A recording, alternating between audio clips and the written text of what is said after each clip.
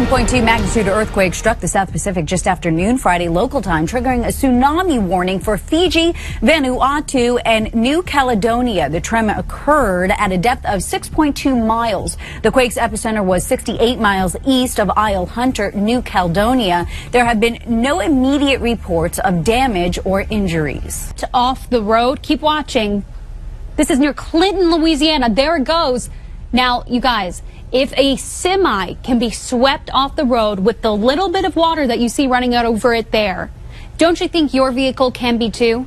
It's a powerful lesson as this flood emergency is ongoing in Louisiana. Zachary, Louisiana, that school bus was full of kids, went off the road, and we already have reports of a 68-year-old man in Zachary that did pass away while trying to escape his home from the floodwaters. Now, these are the current amounts that we've seen over the last 2 days. We're nearing 20 inches across parts of Louisiana. Baton Rouge in about 17 inches of rain so far.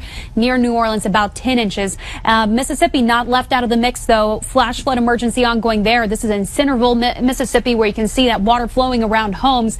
Now, the governor did issue a state of emergency because of the numerous flash flood emergencies that are going on. The bad news is that this rain is going to continue.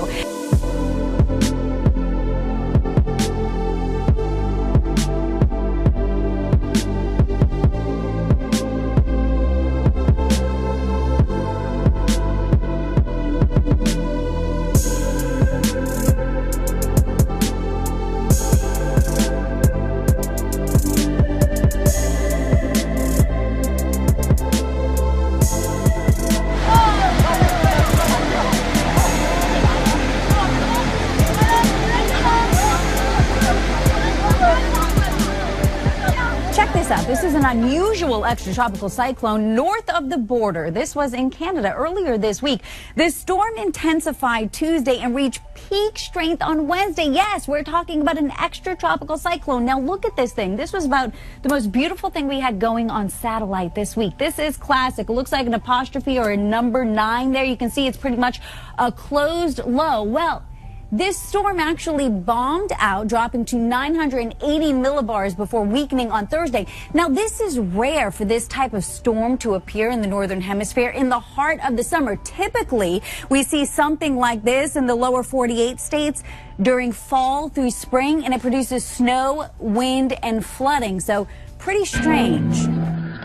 A dangerous new substance is hitting the United States illegal drug market, and it is a drug that is so dangerous that both the users and the responders are put at risk by simply touching the drug. This stuff is called carfentanil, and it is 10,000 times more powerful than heroin and morphine, and 100 times more powerful than fentanyl. Holy smokes. Now, one district attorney's office is issuing a widespread warning. Stephanie Salavantis is the DA of Lucerne County in Pennsylvania. The county sounding the alarm on this dangerous drug. How widespread is it, Stephanie? Is this becoming an epidemic that parents need to worry about? We haven't seen it in Luzerne County, and based on the information I have received, we have not seen it in Pennsylvania. But the information that is being spread through the Pennsylvania Department of Health is that it is outside the borders of western Pennsylvania. It is mainly hitting Ohio right now with about 20 fatalities from this drug. Wow. So it's making its way here. Sure, and the problem is and this really is the early warning of this new thing for parents and everybody else to be on the lookout for. It spreads because kids are being told this is going to be the higher of your life. But Stephanie, the thing about this stuff is, this is the tranquilizer they use for bears or elephants. And then when you even explain the delivery system, I know you can shoot it up. Do they smoke it? Because I know you can also just rub it on your arm and get a high off that, and that's a problem for first responders. They could do all of that when taking this drug, but I think the big distinction here and what people should know is that users are buying heroin, and when they buy it they think they're getting pure heroin, but what's actually happening is that heroin is either laced with carfentanil or it may be pure carfentanil, and that is what's causing these overdoses and these deaths. Stephanie, what is carfentanil? It is a fentanyl body that is a very, very strong drug. It is used to sedate animals, specifically large animals like elephants, hippos. It is not meant for human ingestion, and that is why it's so dangerous. Where's this stuff coming from? We knew the OxyContin problem, right? People are breaking into pharmacies in the middle of the night and stealing OxyContin, chopping it up and snorting or lighting it and melting it down and injecting it that way. Where does this stuff come from? We're hearing it's coming from China. It's being sold from China and being brought into the United States. I've also been told from U.S. senators that they're finding that it is coming in from the Mexican cartel. So we're hearing a lot of different avenues of where it's coming from, and it may be being produced here in the United States, so we just don't know right now. Health alert, Katie, in the Valley. A crypto outbreak in Maricopa County, now up to 32 confirmed cases. Yeah, all of them reported to health officials in the last 6 weeks or so as they try to stop the spread. Affected swimming facilities like Wet n Wild are taking action. And that's where we find ABC 15's Melissa Blasius live tonight. Melissa, what do we need to know? Well, first of all, it's pretty easy to test for things like chlorine and pH. You've probably seen one of these kits. You just drop a couple drops in to see what the levels are and if it's safe for swimming. But what big pool operators know is that there's no easy way to test for this crypto that may be lurking in the water. Wet n Wild trying to dry up concerns about a water-loving parasite that's been making people sick in the valley. This as health officials tell ABC 15 that even properly maintained pools can be contaminated by cryptosporidium. Even if they were operating under ideal conditions as to what normal operating levels of chlorine and pH and all that, they could still actually have crypto in their pool, and it could be multiplying at that point. And anyone who ingests that water for up to a week could get seriously sick to their stomach. County inspectors say they've asked operators of 4 pools in the valley to go through a special superchlorination cycle to make sure they wipe out the parasite. They don't want people getting sick, so the pools that we've talked to have all been cooperating and saying sure, and then they shut down for a day or whatever, how long it takes to go through the process. Which is why health officials say it's important to shower before swimming and not swim at all for 2 weeks after a bout of diarrhea. But don't do things that could jeopardize the general public. And here's what we're hearing from Wet n Wild this afternoon, that they have put up now signs across the park reminding people of safe and healthy swimming practices to try to prevent another crypto outbreak. They also are saying that they are super chlorinating all their pools every week as another precautionary measure, and that here they follow all the CDC and county health regulations. Back to you. A wave of explosions hit tourist resorts in southern Thailand in a matter of hours, killing at least 3 people and wounding dozens. The upmarket resort of Hua Hin was hit by 2 bombs late on Thursday night, which claimed 1 life and wounded 21 other people. Another 2 blasts in the same town on Friday morning killed another person and wounded 3 more.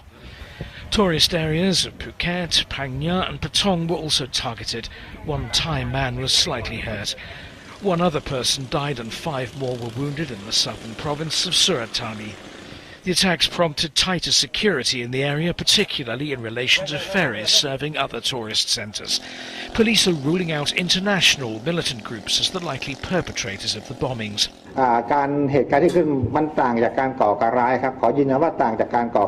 We can confirm the blast incidents are far from terrorism acts that occurred in other countries. This is what we call local sabotage because it happened in limited areas in each province. The attacks came just days after Thailand voted in a referendum to accept a military-backed constitution. It wasn't immediately clear who's behind the bombings or why. Journalists at the Olympics in Rio has been hit by gunfire on a highway between venues. No one was seriously hurt. Witnesses say 2 shots were heard while the bus was traveling from the basketball venue to the main Olympic park. Windows on the bus shattered and flying glass left 2 people with minor cuts. And now Germany is planning to propose a ban on a full-face veil in the wake of recent terrorist attacks that is, in the country. German Interior Minister Thomas de Maizière is going to propose a number of security measures, including a ban on a burqa and niqab on the full face for women in reaction to growing concerns about acts of terror in the country. Measures will also include boosting police numbers and video surveillance at railway stations and airports. Germany has seen a number of attacks in recent weeks. Daesh claimed responsibility for 2 of the incidents, banning the full-face veil as well as revoking laws pertaining to dual nationality is likely to prove highly controversial in the European nation and may run into legal difficulty as well. More tensions tonight between the U.S., its Pacific allies, and China. New concerns over China's expansion of its claims to islands in the South China Sea. Pentagon producer Lucas Tomlinson has the latest. New satellite imagery shows China's military buildup in the South China Sea continues despite assurances from China's president last year. China does not intend to pursue militarization. But these new photos from a Washington foreign policy group say otherwise. Experts say they show reinforced aircraft hangars capable of housing bombers and fighter jets visible on Fiery Cross, Subi, and Mischief Reef. According to the Pentagon, China has built more than 3,000 acres of artificial islands in the past 2 years. That's about the size of Los Angeles International Airport. The runway at Fiery Cross Reef is 10,000 feet long, one of 3 China has built recently. These hangars are the smoking gun. You do not build nearly 80 hangars for civilian purposes on these tiny spits of land. They're clearly meant for forward deployment of Chinese Air Force assets. They're holding a gun, but they haven't put the bullet in yet, and they're saying that's not threatening. China's man-made reefs are part of the Spratly Islands, disputed territory claimed by China, the Philippines, Vietnam, and others in the region, where some $5 trillion in goods and natural resources transit each year. Last month, an international tribunal at The Hague found China's claims to the islands had no legal basis. China responded by launching armed bombers and fighter jets to fly over the area. Admiral Harry Harris, head of all military forces in the Pacific, says China is building a, quote, Great Wall of Sand. In my opinion, China is clearly militarizing the South China Sea, and you'd have to believe in a flat earth to think otherwise. Since October, the U.S. Navy has sailed warships close to China's contested islands, what the Pentagon calls freedom of navigation operations. China calls the actions provocative. China's actions in another area have also raised the concerns of an American ally. Japan warned China that it is fraying relations between those 2 countries, both laying claim to islands in the East China Sea. The State Department says these new photos call into question President Xi's intentions. China's activities in the region are expected to come up when President Obama visits China early next month for the start of a G20 summit. Rome's first ever female mayor, Virginia Raggi, has warned about the imminent health threats uncollected garbage can pose to citizens in the Italian capital. After just 2 months into her mandate, Raggi, who is a member of the anti-establishment 5-star movement, has come under fire over deteriorating civic services. The criticism against Raggi comes mostly from the center-left Democratic Party, which is viewed as Italy's biggest political force. Dozens of the party's local administrators, together with the city's other right-wing officials and Lazio authorities, have been arrested in the past few months over alleged bribery, bid rigging, false invoicing, fraud and mafia links. We have inherited a rather complex situation from previous administrations. The garbage crisis does not only affect our citizens, but also tourists. The traditional party system fears will dismantle their socio-political business network, which is soaked in corruption, and together with the media, they have orchestrated a smear campaign against us. For years, Rome has been struggling with bad politics and extremely poor administration. For instance, the capital's waste management system, AMA alone, is in an over €600 million debt. The Romans seem to know well who should be blamed for this situation. The officials with the city of Rome should be blamed first. We pay lots of taxes but have zero civic services in return. I voted for the Democratic Party for a long time, but I changed my mind at the last elections. Unions also have to be blamed together with politicians. Where were they when they had to monitor the situation? Raggi and other members of her team have argued that the center-left has run Rome for most of the last 40 years, and thus the party is not entitled to attack the five-star movement at this early stage of its mandate. For long, Rome's three main subsidiaries, Acea, an operator in energy and water, AMA, which is responsible for the city's garbage collection, and ATAC, which runs transport systems in the capital, have been criticized for inefficiency, delays, and disorganization. Meanwhile, Donald Trump on fire on the campaign trail, again calling out President Obama and Hillary Clinton for their lack of action in the war on terror. Take a listen. ISIS is honoring President Obama. He is the founder of ISIS. He's the founder of ISIS. He's the founder. He founded ISIS. And I would say the co-founder would be crooked Hillary Clinton.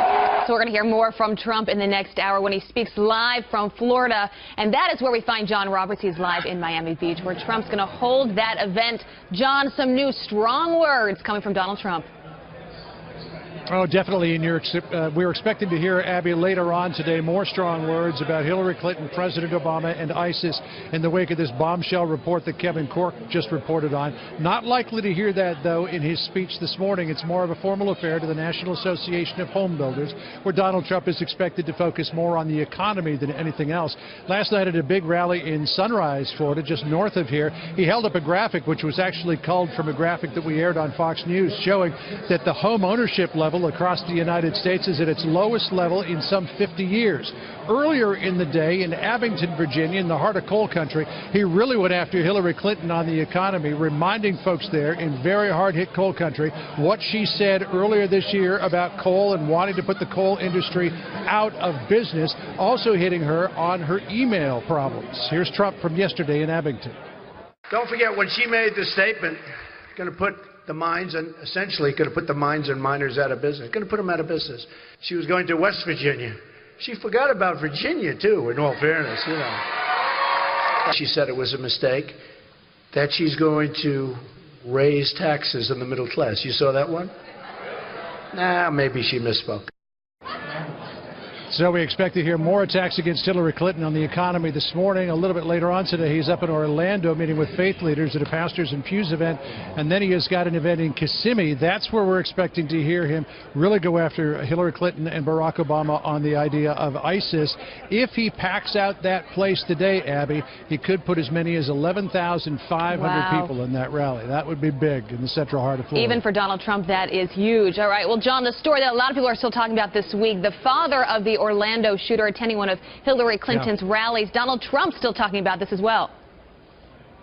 Yeah, and this was in Kissimmee a couple of days ago where, as I mentioned, Trump is going. He waited until he got to Florida to really hit her hard on that, pointing out that Sadiq Mateen, who is the father of the Orlando shooter, was sitting there right behind Hillary Clinton at that rally in Kissimmee. Here's what Donald Trump said about that last night at Sunrise.